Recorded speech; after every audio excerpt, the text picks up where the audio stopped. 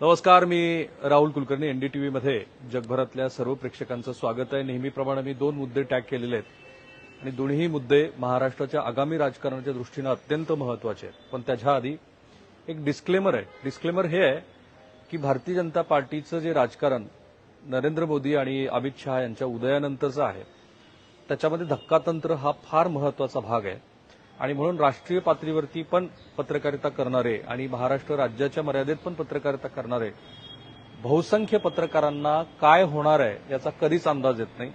त्याचं सर्वात मोठं उदाहरण म्हणजे अजित पवार आणि देवेंद्र फडणवीस यांचा पहाटेचा शपथविधी.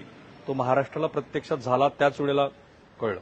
त्यामुळे ते डिस्क्लेमर मान्य केल्यानंतर सुद्धा ज्या बातम्या आत्ता येत आहेत त्याचा संदर्भ अर्थातच देवेंद्र फडणवीस हे सहकुटुंब पंतप्रधानांना भेटले आणि जी एक चर्चा गेली आठवडाभरापासून होती की अचानकपणे देवेंद्र फडणवीस हे नागपूरला गेले, घरच आहे त्यांचं तिथे, आणि त्यानंतर ते राष्ट्रीय स्वयंसेवक संघाच्या एका बैठकीला गेले आणि तिथून एक चर्चा सुरू झाली होती की कदाचित जे.पी. नड्डा, की ज्यांची मुदत संपलेली आहे, जे आता कॅबिनेटमध्ये आरोग्यमंत्री आहेत, ज्यांना जुलै अखेरपर्यंतची दिलेली एक्सटेन्शन जे होतं तेही संपलेलं आहे, आणि त्याबरोबरच इतर जे महत्वाचे 2-3 नेते होते जसं शिवराजसिंह चौहान आहेत किंवा आणखी तत्सम मंडळी की जी राष्ट्रीय अध्यक्ष होऊ शकली असती, तर तीही मंडळी कॅबिनेटमध्ये सहभागी झाल्यामुळं आता नवा राष्ट्रीय अध्यक्ष तर भारतीय जनता पार्टीला निवडावाच लागेल आणि तो देवेंद्र फडणवीस असू शकतो अशी एक चर्चा तेव्हा सुरू झाली होती. आणि मग देवेंद्र फडणवीस हे पंतप्रधानांना भेटल्यानंतर त्या चर्चेला जोर आला.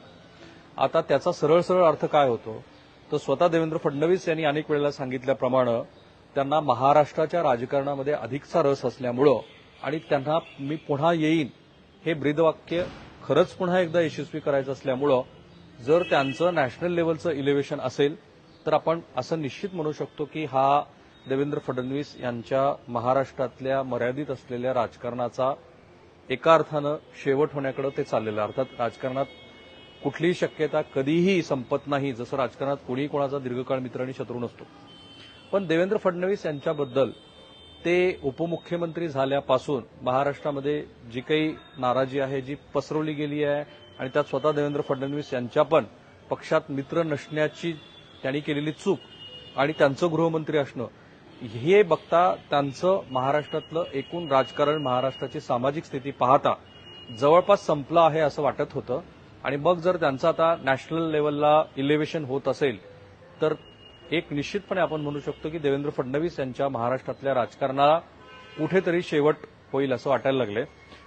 स्वतः चंद्रशेखर बावनकुळे काल माध्यमांशी बोलताना असं म्हणाले की अशा ज्या बातम्या आहेत त्यात काही तथ्य नाही आहे आणि महाराष्ट्राला देवेंद्र फडणवीस यांची गरज आहे.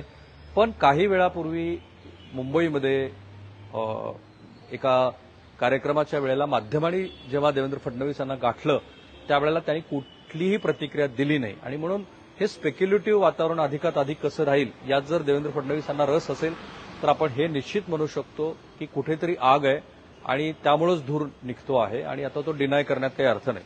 आता हा मुद्दा एकीकडे आपण बोलून झाला की महाराष्ट्रात गेल्या काही वर्षात, स्पेशली गेल्या 3-4 वर्षात घडलेल्या घडामोडी बघता देवेंद्र फडणवीस यांना पक्षात मित्रापेक्षा अधिकचे शत्रू, पक्षाबाहेर तर शत्रूच शत्रू आणि एकूणच महाराष्ट्राची सामाजिक स्थिती बघता देवेंद्र फडणवीस यांच्या राजकारणाला मर्यादा आलेल्या आहेत आणि त्या मर्यादेत त्यांचं पुढचं राजकीय भविष्य हे तसं धुसर दिसतंय.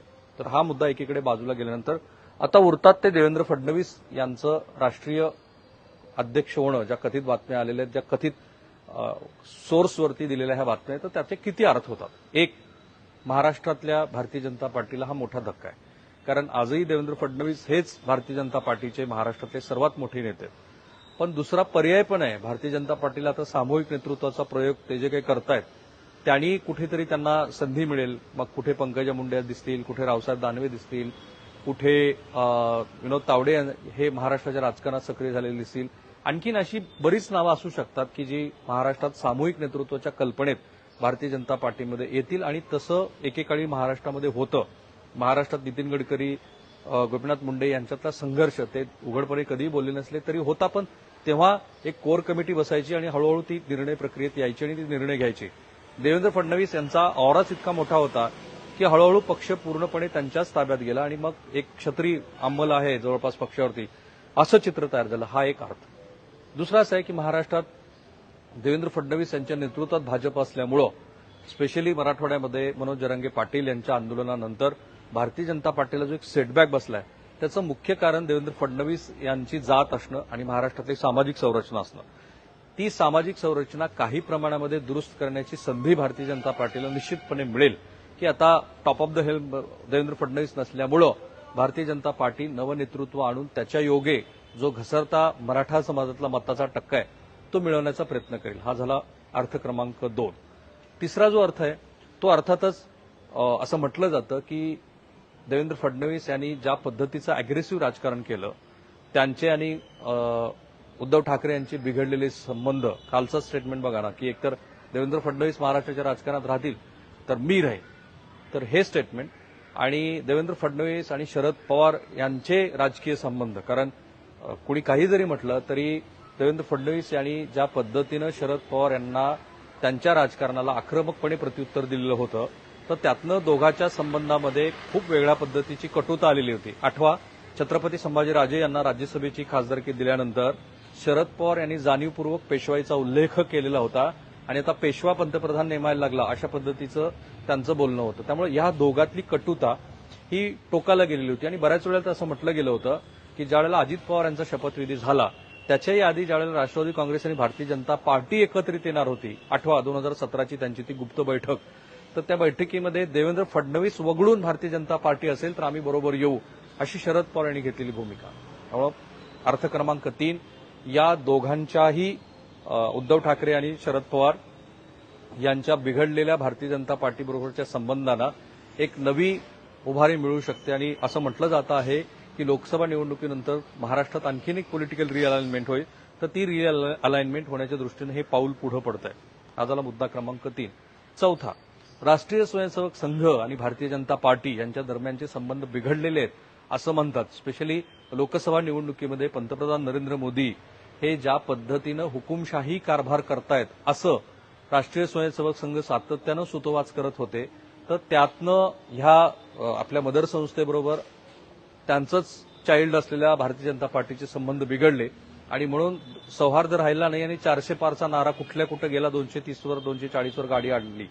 पण आता असं दिसतं आहे की देवेंद्र फडणवीस यांनाच अध्यक्ष करा असा जो राष्ट्रीय स्वयंसेवक संघाचा आग्रह आहे त्यातनं संघ आणि भारतीय जनता पार्टी ह्यातले जे ताणलेले संबंध आहेत ते पुन्हा जुळण्याच्या दृष्टीनं काही घडामोडी घडताना दिसत आहेत. कारण अशा बातम्या आल्यात की राष्ट्रीय स्वयंसेवक संघ आत्ता महाराष्ट्रासह 3 राज्यातल्या ज्या विधानसभेच्या निवडणुका आहे तिथे भारतीय जनता पार्टीबरोबर मिळून एकत्रितपणे निवडणुकीला सामोरे जाणार आहे. हा झाला चौथा अर्थ.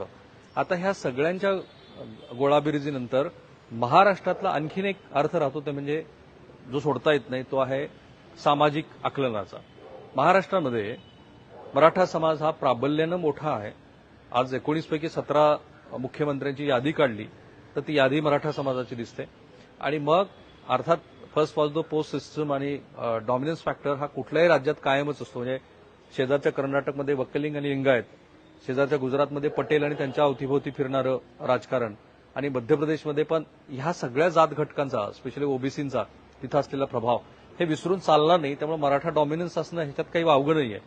महाराष्ट्रामध्ये देवेंद्र फडणवीस यांचं मुख्यमंत्री असणं याला अनेक अर्थ होते.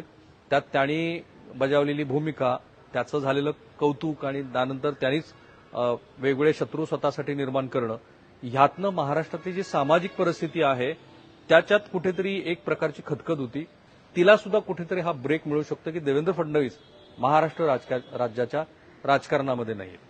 सो इतके सगळे अर्थ आहेत की देवेंद्र फडणवीस यांचं जर असं इलेव्हेशन झालं तर त्यातनं जे 4-5 पदर आपल्याला दिसत आहेत ते आपण लगोलग त्याची उकल करण्याचा प्रयत्न केला कारण ते फार गरजेचं आहे. महाराष्ट्र विधानसभा निवडणुका अगदी तोंडावरती येऊन ठेपलेल्या आहेत आणि त्यावेळेला हे असे जे सगळे बदल घडत आहेत ते बदल टिपणं आणि त्याचं नीट राजकीय विश्लेषण करणं ही महाराष्ट्राची आजची गरज आहे अत्यंत तटस्थपणे आणि तो प्रयत्न एनडीटीव्ही सातत्यानं करत राहील. मी आणि एनडीटीव्ही सर्व सोशल मीडिया प्लॅटफॉर्मवरती आहोत. आम्ही ट्विटरला आहोत, आम्ही फेसबुकला आहोत, आम्ही इन्स्टावरती आहोत, आम्ही ऑब्व्हियसली युट्यूबला आहोत. आम्हाला फॉलो करायला लागा. महत्वाचं म्हणजे तुमच्या सूचना या व्हिडिओच्या कमेंट बॉक्समध्ये जरूर करा. थांबूया आपण